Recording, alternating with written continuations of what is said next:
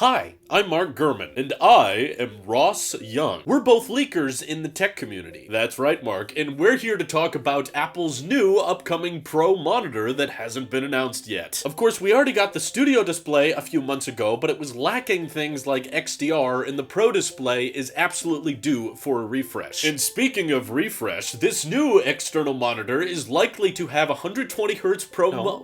Sorry, what?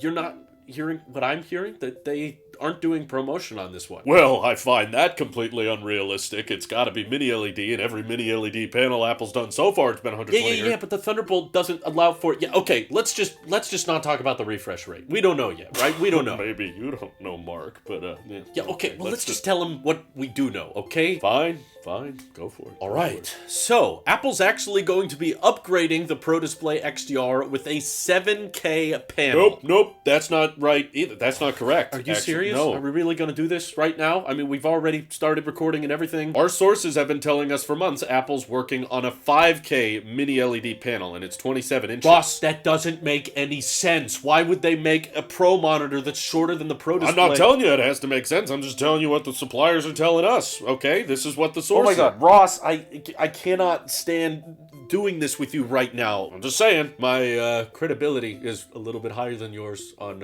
Apple Track right now, so yeah, might be a bit more truthful. Are you seriously bringing up Apple Track in this argument? I don't mean to point fingers, but I'm just saying, I told everyone the MacBooks would have promotion, and I was right about it. Okay, well, both of us are fairly reliable leakers in the tech community, so I guess what we can agree on is that Apple has a new monitor of some kind coming later.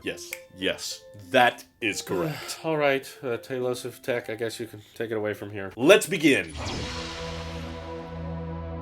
So the difficult part of reading these reports to me is both of these guys are fairly reputable. Mark Gurman has gotten a lot right in recent history, as has Ross Young, but they are still disagreeing with each other, and I'm trying to weigh in my mind which one sounds more believable, because both honestly sound like something Apple would do, and most of the time when we get conflicting leaks, I'm pretty good at telling you guys this is the one that sounds more logical, this is what Apple would do, but I honestly can't pick one between these two, which is frustrating for me as someone who's potentially in the market for an external monitor, because I got used to doing everything on my iMac Pro with a 27-inch display, and I love the power of the M1 Max in my MacBook Pro, and I love the display on my MacBook, but it is quite small, and that makes it harder for editing and live streaming with that 16-inch display. The notch is not a problem, I like the notch, but just trying to manage all of those windows on a display that tiny is a little bit frustrating, and of course I want something that looks nice and complements the premium aesthetic of my MacBook Pro, but I want a display that's as good as the specs on my MacBook, because I love the mini LED and I love the ProMotion that I'm already getting on there. The Studio display was not offering either of those things, so I'm very interested to see where Apple takes the Pro Display XDR for their next refresh, and Mark Gurman is telling us that Apple wants to jump to 7K with this new display, which, let me just say from the beginning, I'm against this. I don't think Apple needs to do a 7K monitor. I frankly think 6K was pretty overkill already, and the number of people that are going to actually notice the difference between 6 and 7K is incredibly small, but because it's so overkill and unnecessary and it goes a little bit further than what most monitors are doing, that's what makes it sound believable to me. Like, back when we were first getting rumors of Apple doing a 6K Pro monitor, I was like, yep, that sounds like them, because back when 4K was becoming really popular, that's when Apple enters the market with 5K, just so that they can say, our display is a little bit higher resolution than everybody else's, so we're going to have a price that's like 80% higher, because you can't spec for spec match it to any other monitor. I sense them doing a very similar thing if they refresh the Pro Display XDR with a 7K panel. It's like,